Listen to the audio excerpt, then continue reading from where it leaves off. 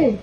अगर वहां से कोई जीत सकता है बीजेपी के अलावा, तो वही जीत सकता है जो जातीय समीकरण की सीमा को तोड़ दिया हो और सबके दिलों में बसने का काम किया हो, बिना जाति पाति धर्म भेदभाव को देखे बिना एक होकर के परिहार के लिए खड़ी रही हो।